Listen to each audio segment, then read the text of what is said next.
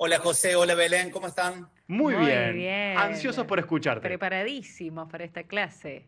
¿Hoy votaron los chicos Ah, o no? ¿O más tranquila?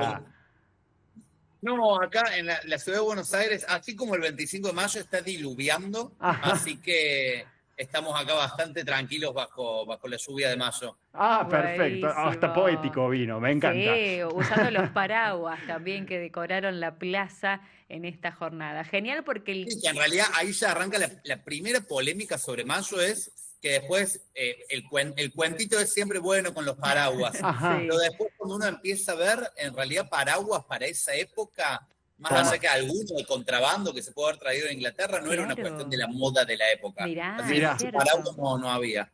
es como el aceite en las invasiones inglesas. Esa fue una Sí, sorpresa para mí también. no No, fue aceite. claro, bueno, acá no había paraguas. Mirá vos. Bien. Otro, ¿viste? Por eso hay que hablar con el Tommy. ¿Viste? Exactamente, por eso vale venir a la clase de historia. De algún modo, Tommy, quizás hoy podemos retomar lo que vimos la Sí, clase pasada sí. y ya meternos en los temas que nos convocan hoy. Aquí, José, ya los estuviste adelantando. Haciendo un punteíto, vos el viernes pasado nos hablaste un poco de cómo se vivió en Buenos Aires, cómo se vivió en Córdoba, Sí, cómo podríamos decir lo que fue un suceso porteño, termina siendo un suceso nacional o busca, algunas personas buscan que sea un suceso nacional y empezaron a aparecer nombres. sí. La idea hoy sería, bueno, desarrollar quiénes son esos nombres. Mm, Y vos nos Sí, y trajiste en ya. primer lugar, también una cosa interesante del 25 de mayo, que sobre todo después del Bicentenario, que Ujú. todos recordaremos ese año que sí, hubo todo el año de festejo, fue una cosa que desde los Sí. medios de comunicación, desde los festivales, desde la escuela,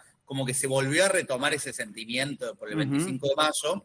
A veces eso, lo que nos termina pasando es que nos nubla mm, entender al 25 de mayo le damos más cosas de las que efectivamente pasaron el 25 de mayo. ajá, Muy buena Creemos a observación. veces que es el nacimiento de la patria, que es la gran revolución, que es una sí, ruptura, y eso en realidad, por más que a veces nos cueste entenderlo, porque toda nuestra historia, nuestra primaria, la secundaria, y con esto creemos que el 25 de mayo es este día que pasaron tantas cosas, Claro. bueno, en realidad tal vez el 25 de mayo haya que empezar a desmitificar un poco, Muy bueno. sobre todo, y en esto que hablamos de los protagonistas, sobre todo hasta qué punto querían los protagonistas en mm, 1810 romper un orden colonial de un día para el otro. mm, Eso es lo que a veces se nos presenta de manera muy simplista y en realidad no es que nadie que supongamos, y más teniendo en cuenta que dentro de las personas que estaban en esta primera junta, la gran mayoría de ellos, había algunos que eran españoles, otros que eran hijos de españoles nacidos sí, acá. Era Claro. muy difícil para todos ellos de un sector dentro de todo privilegiado de la sociedad. Ninguno de ellos quería, ni pretendía, ni soñaba de un día para el otro romper todo tipo de vínculo para construir lo que hasta el momento era algo que no estaba. Claro. Entonces, pasa mucho esto y hago una analogía con los Simpsons, del día que descubren que el fundador de Springfield, Jeremías Springfield, no era tanto como él se vendía, mm, pero al mismo tiempo necesitamos tener esos mitos, esos Jeremías Claro. Springfield, que más allá de que no es tal así como pasó, sí. nos permiten decir, bueno, un día para sentirse orgulloso de ser argentinos, un día para celebrar la patria. Muy Sin bueno. Tenemos algo que nos dudas. nuclea. Así es, Bueno. afianza este sentir patrio también, las ideas que necesitamos. Pero si nos vamos entonces, Tommy, a los hechos históricos, nos vamos, sí, a este 25 de mayo, se crea la primera junta y entre sus 9 integrantes, si no recuerdo mal, había dos que tenían ideas Sí. contrapuestas. Nos has adelantado un poco. Sí, acá dos ideas que, si se quiere, van a empezar esta famosa grieta que después atraviesa nuestra larga historia argentina, que es Cornelio Saavedra y Mariano Moreno. Y Bien. acá es interesante porque yo acá me traje dos libros, A ver. uno de un cordobés, de Prudencio Bustos Arganiarás, y este otro que son varios autores que opinan sobre el plan de operaciones de Mariano Moreno. Ajá. Y me pareció bien interesante traer estos dos libros porque vamos a encontrar imágenes muy contrapuestas sobre quienes dicen Cornelio Saavedra, el gran héroe, el gran líder, la gran figura de la Revolución de Mayo y el que encauzó este proceso, este cambio que significó el 25 de mayo, O los que dicen Cornelio Saavedra, el conservador, el que Claro. no quería saber nada con la revolución, el que quería que quede todo como estaba. Del Bien. otro lado lo tenemos a Mariano Moreno como esta figura, el intelectual, el que estaba dispuesto a darlo todo por la revolución, o por otro lado, Mariano Moreno, el violento, el que no veía las cosas a largo plazo, Claro. el que pretendía las cosas solo desde Buenos Aires y no desde el resto del país. Mirá. Bueno, yo creo que ninguna de estas imágenes, ni de héroe ni villano, nos sirven para poder entender estas dos figuras. Por eso quería por ahí ahora traerles algunas reflexiones para conocer más a estos personajes que tenían esto, como todos sus luces y sus sombras. Claro, buenísimo, me Bien, encanta. nos metemos entonces Vamos. de lleno en eso.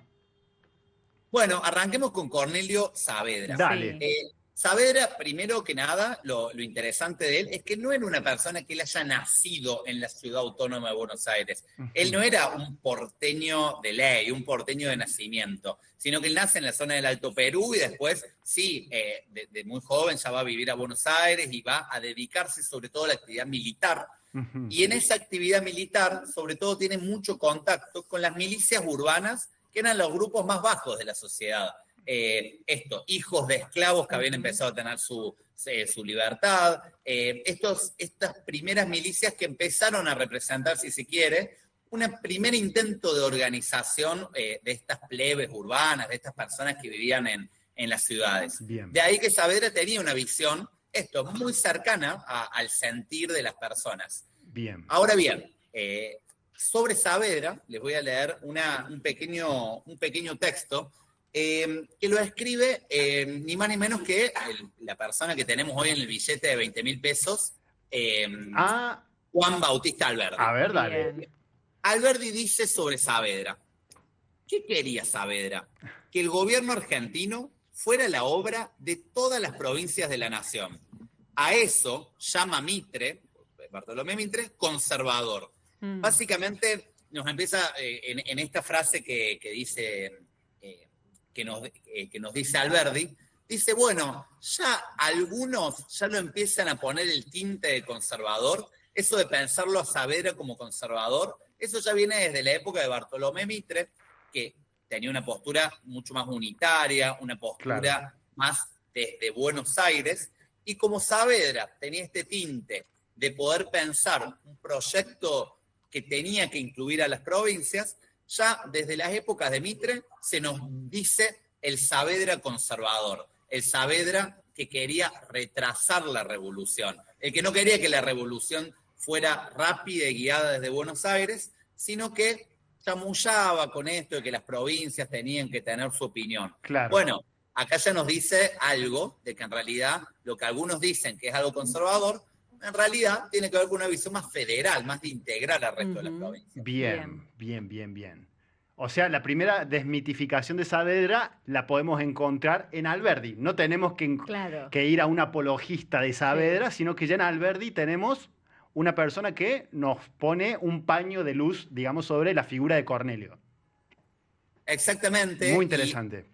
El problema que tenemos con estas visiones de la historia, así como Mitre te dice, no, bueno, el gran conservador de Saavedra, tenemos esto de Moreno y Saavedra, ya desde muy temprano la historiografía nos quiso decir, bueno, hay uno que tiene la razón y el otro que está equivocado. Claro. Y en realidad hoy, a 200 años del 25 de mayo, es muy difícil decir que uno tenía la razón y que el otro estaba equivocado. Claro. Sino que eran dos proyectos, dos formas distintas que en realidad también convivían de entender este desarrollo de la Argentina que sigue hoy en desarrollo. Claro. Esta idea de la Argentina tiene que tener un desarrollo centrado en la capital y desde ahí expandirse al resto. Esta idea de la hermana mayor de Buenos Aires, que es tan discutida porque numéricamente no es la hermana mayor Buenos Aires. Ya Santiago del Estero, incluso Córdoba, eran regiones que ya se habían, el Alto Perú, eran sociedades que se habían desarrollado mucho antes que la sociedad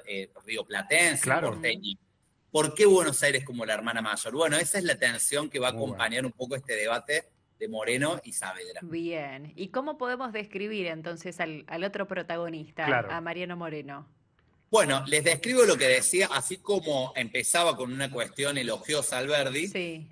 Alberdi sobre Moreno decía, ¿y Moreno qué quería? Él quería excluir a la nación del gobierno, que solo debía residir en manos de Buenos Aires. Y a eso se lo llama demócrata. Demócrata al adversario de la mayoría nacional, en que reside la democracia. Básicamente, si lo seguimos a Alberdi, Sí. Moreno era un unitario, una persona que decía primero las decisiones en Buenos Aires, después en el resto del país. Claro. Pero esto hay que entenderlo en el contexto, ¿no? Moreno, una persona muy letrada, una persona que justamente va a promover el periodismo libre, justamente el primer fundador de un diario como La Gaceta, que va a ser importantísimo para lo que después va a ser el desarrollo de la prensa y la libertad de prensa, que es tan importante necesaria en nuestro país. Pero Moreno va a ser una persona que se va a pasar la vida leyendo textos que le llegaban de la Francia, de esa Francia que estaba viviendo estos primeros años de Revolución Francesa, que leía esos filósofos.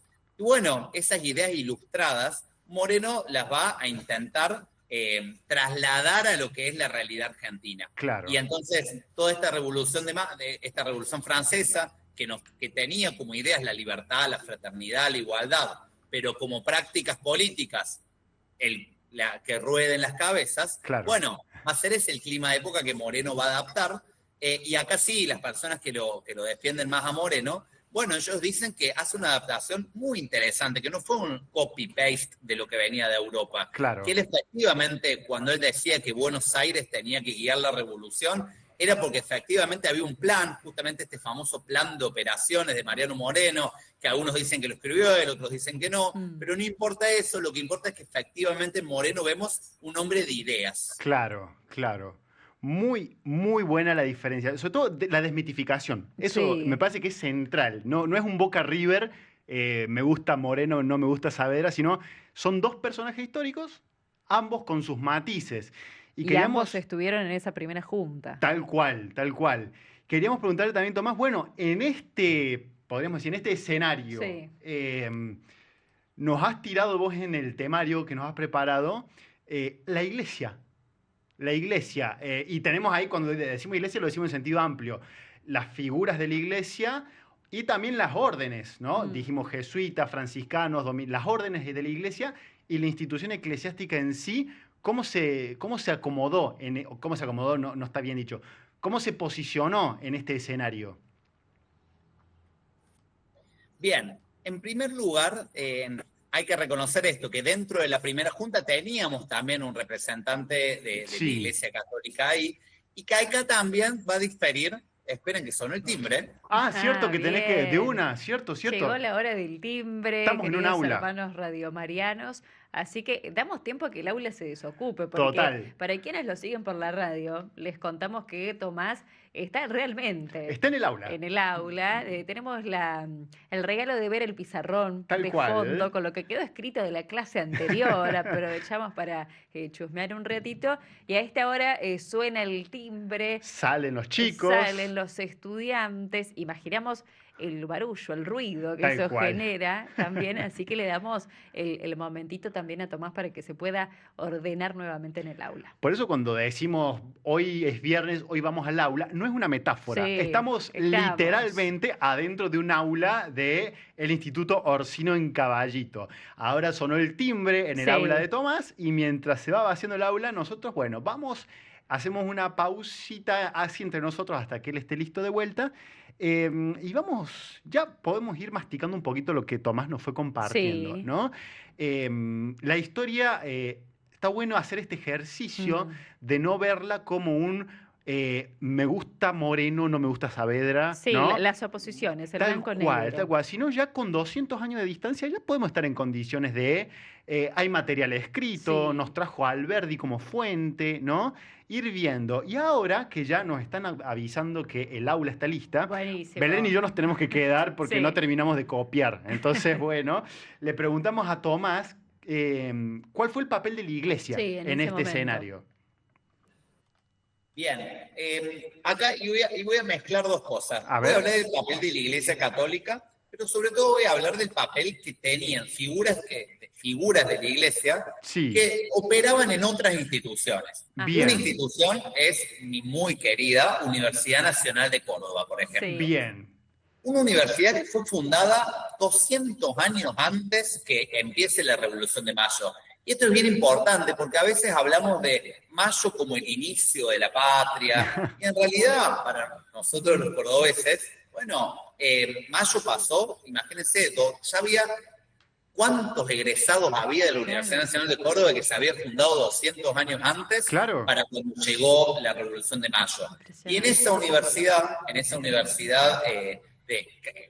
Nacional de Córdoba, que desde su fundación hasta 1800 pasó por distintas etapas, pasaron distintas órdenes de la Iglesia en la conducción de la universidad, pero Sí. sobre todo los que más marcaron a fuego la esencia que hasta hoy mantiene nuestra Universidad Nacional de Córdoba es esta herencia jesuita. Sí. Bien. Una herencia jesuita que realmente, así como se marcó a fuego en nuestra Córdoba, en nuestra Universidad Nacional de Córdoba, también va a repercutir indirectamente y también directamente en las ideas de la Revolución de Mayo. A ver. Acá había un teólogo muy importante que se apellidaba Suárez, que básicamente este teólogo jesuita va a ser uno de los que plantea una de las bases que le va a servir de argumentos a los que luego van a ser los protagonistas de Mayo, que van a ir a este cabildo abierto un 22 de mayo de 1810 a discutir en Buenos Aires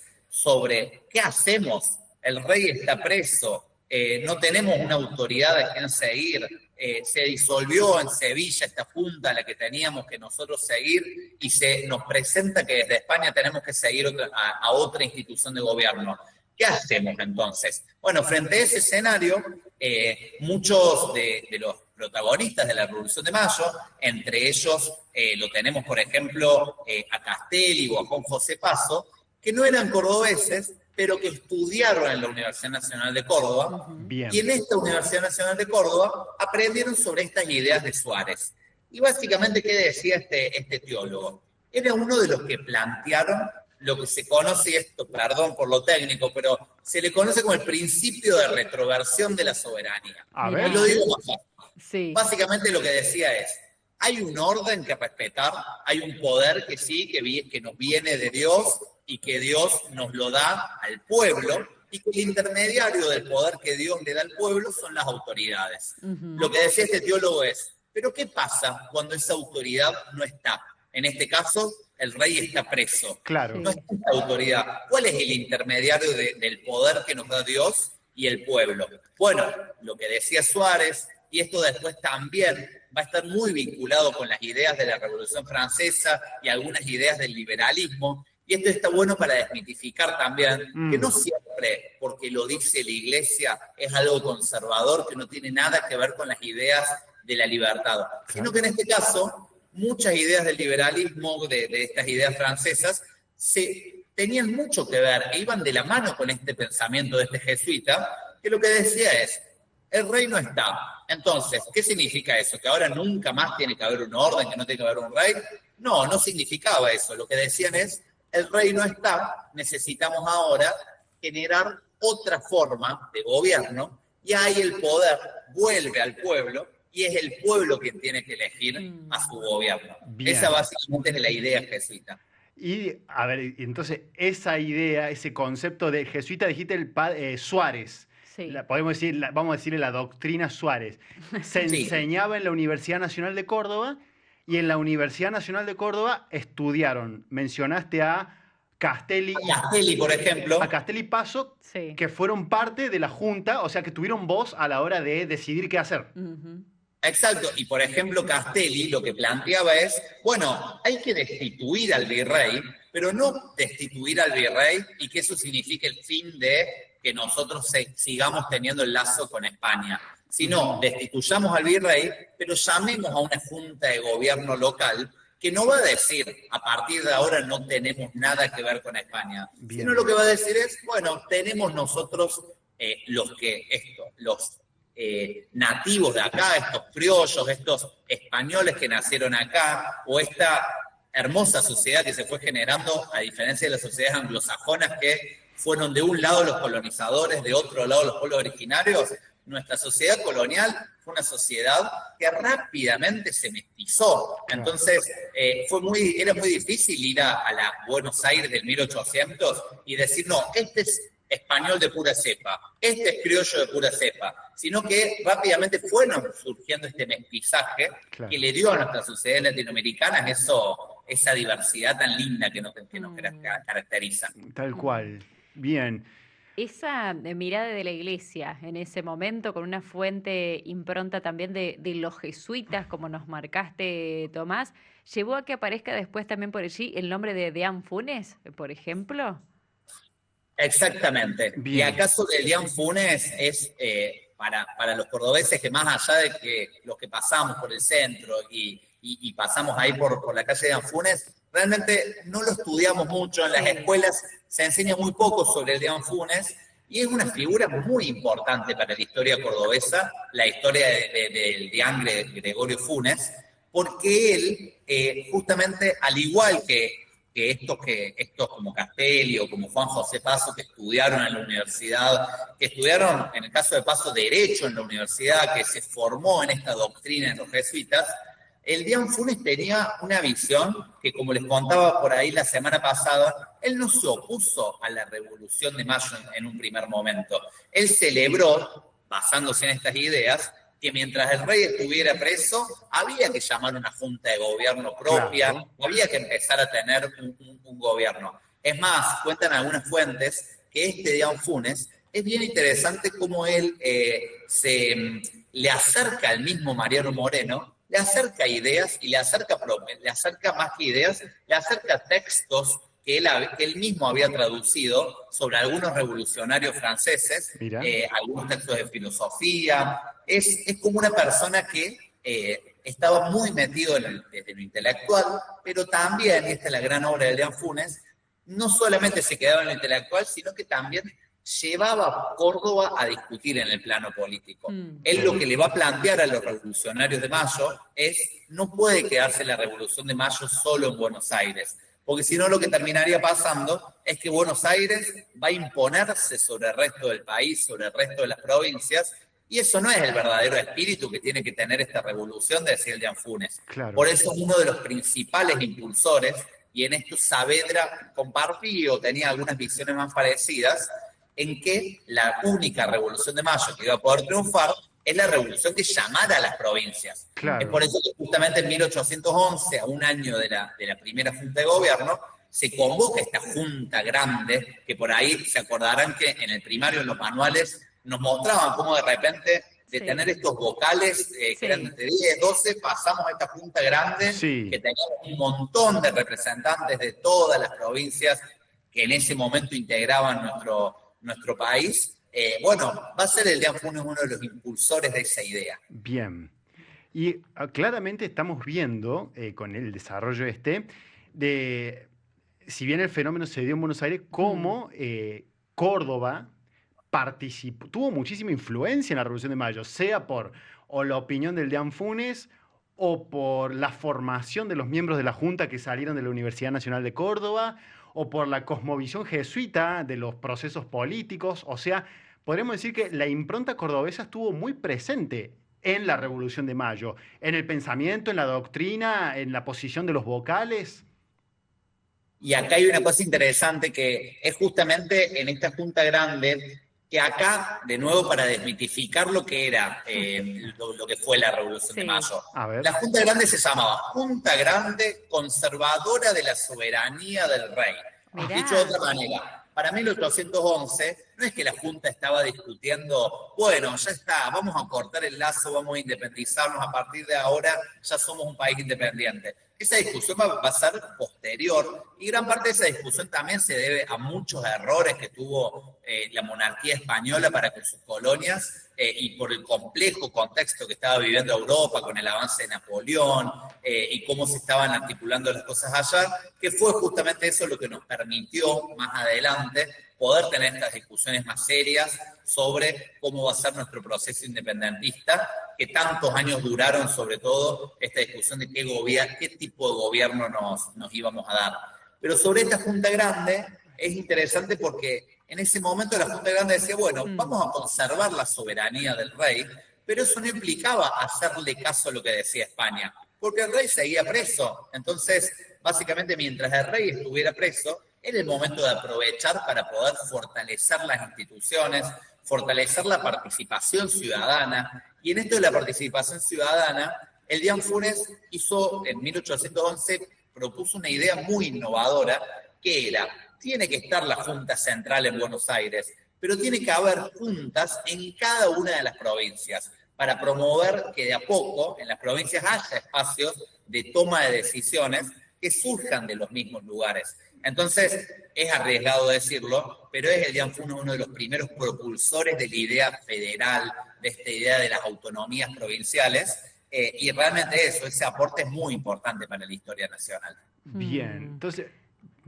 sí, no sé, No, sumaba los comentarios de los Eso, oyentes están mandando también, mensajes. que pedían justamente que hables de Dian Funes, así que llegó en el momento justo el comentario, Tomás. Me preguntaba qué pasó con esta Junta Grande, ¿pudo sostenerse en el tiempo? Y ahí viene el problema, ¿no? Porque esta Junta Grande Claro. dura muy poquito, es más, 1810 la primera Junta, entre finales de 1810 que se convocan a las provincias, hay todo el tiempo que lleva la elección de las autoridades en las provincias, que lleguen a Buenos Aires, que eso tenga un funcionamiento. Efectivamente se demoró, y ya para finales de 1811 ya se disolvió esta Junta Grande, Claro. y no precisamente por elección, sino acá viene, bueno, la historia es que muchos de los sectores en esa Junta Grande que más querían defender los intereses de Buenos Aires sobre el resto, lo empujaron a Cornelio Saavedra a viajar, a irse por fuera de Buenos Aires, a irse al Alto Perú, en donde estábamos teniendo algunas derrotas militares del ejército realista, que se estaba rearmando, que estaba diciendo, bueno, no nos gusta tanto esta incipiente idea de las juntas de gobierno, más allá que no se quieren independizar en principio, vamos a tener una contraofensiva. Bueno, en ese contexto Saavedra se va al Alto Perú, y cuando Saavedra se va de Buenos Aires, aprovechan algunos sectores más relacionados al poder porteño y le hacen como el primer golpe de Estado de nuestra historia, Claro. en el cual se termina esta Junta Grande y arranca el primer triunvirato. Que el triunvirato tenía una visión mucho más restringida del federalismo que la Junta Grande. Es más, este triunvirato va a ser que en 1811 al Dian Funes le llegue un pedido para que termine en prisión. Es decir, el triunvirato lo quiere mandar a prisión al Dian Funes. O sea, a ese nivel llegamos.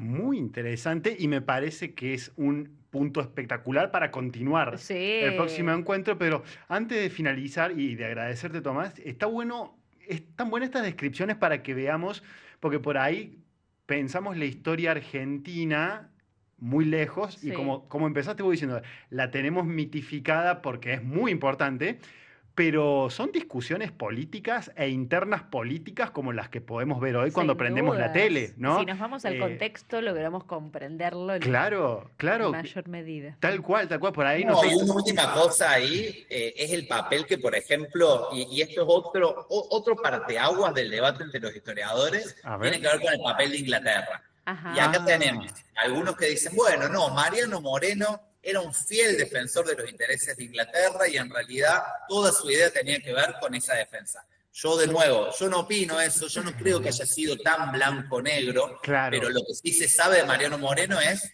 que en sus últimos días, cuando en la discusión con Saavedra termina perdiendo, él dice, bueno, me voy a ir de embajador a Inglaterra, ya que acá en Buenos Aires no puedo hacer nada, pero después Mariano Moreno, en dudosas condiciones, termina muriendo en alta mar. Sí. Entonces, Claro. y dicen que está registrado que muere envuelto en la bandera inglesa. Entonces, ahí hay como estas idas y vueltas en tanto qué opinaba cada uno de los actores. Claro. Y en esto, bueno, hace que sea una historia que es esto, que es compleja, pero que es muy apasionante. Realmente Sin una historia duda. llena de apasionante. intrigas, de pasiones, de ideas. Tal cual, es apasionante. Y bueno, Tomás, ¿qué más? Continuará. Sí, va a continuar. Quedan un par de encuentritos. Te lo agradecemos muchísimo. Te agradecemos un montón que nos prestes estos minutos de tu tiempo. Agradecen los oyentes. Sí, Agradecen por los acá oyentes la también. claridad. No sé si tenés alguno para leer, pero Ahí sí. abro. Pero bueno. Agradecimientos, Sí, sí. sí. Gracias al profe Tomás. Realmente nos sentimos en clase, dicen por aquí los Estamos oyentes. literalmente en clase. Te agradecemos muchísimo y bueno, nos encontramos, si Dios quiere, el próximo viernes. Quedaste en el triunvirato. Vamos a ver si querés En la continuar por víspera ahí. de la semana de mayo nos encontramos el viernes que viene. Bueno, muchas Sí, gracias. gracias. Cuídate, Abrazo. Tomás. Nos vemos.